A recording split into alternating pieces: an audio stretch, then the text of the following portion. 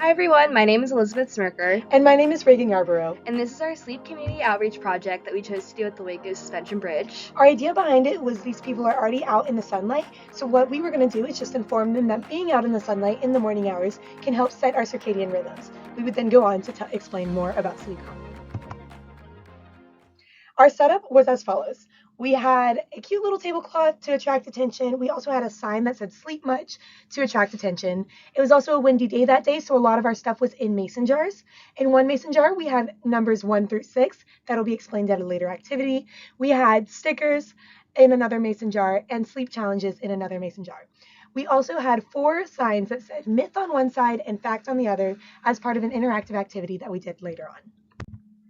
So as Reagan mentioned, the first thing that we would do is we'd greet them, and then we'd have them play what was originally going to be a dice game, but ended up having them pulling out a number 1 through 6 out of a mason jar, and whichever number they chose correlated to a specific true or false question that they would then be asked. If they got that question correct, they would then get a sticker.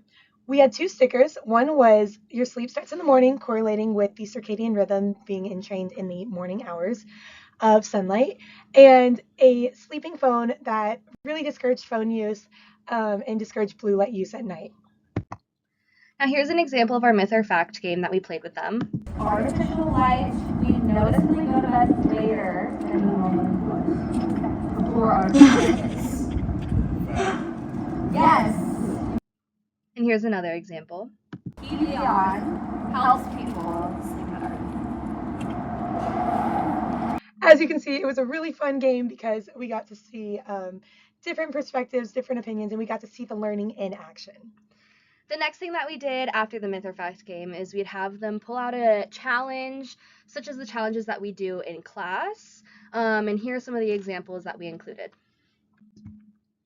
The general outcomes of the project, we had about 26 people that we had quality conversations with. I added a plus because we had a few people that we would just give stickers to, and then they would go on with their day. The duration of interactions was between 5 to 10 minutes, and our lasting resources were stickers, the phone sleeping, and the your sleep starts in the morning sticker, as well as the challenges listed above.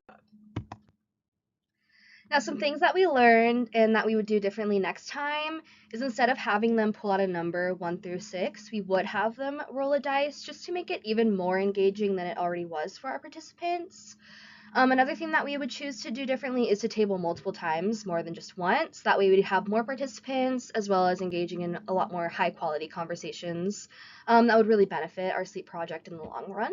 And after the fact, we thought of even more unique take-home materials, such as a sleep mask, which would really encourage good sleep habits, such as blocking out any lights in your room as part of the Deluminator Challenge. We also had this idea for future projects to do create your own ideal bedroom, and you would pick different habits that you would like incorporated into your life that would improve your sleep. Now, some of the struggles that we faced. We had a little bit of a rough start in the beginning. We originally wanted to talk to a bunch of high schoolers at a high school location and specifically talk to them about technology and the blue light on phones and how that negatively affects their sleep. But we were unable to get approval from multiple different high schools. So then we pivoted to trying to do it at a bookstore. We tried Fabled, even Barnes & Noble, and we yet again could not get approval, so then we had to pivot and go to Dr. Scullin for some guidance. And he helped give us the idea of doing it at the Waco Suspension Bridge, which ended up being really sweet, and we talked to really sweet families. Mm-hmm. The best moments and positive reflections. Some people that we spoke to were particularly interested in the material and wanted to learn more.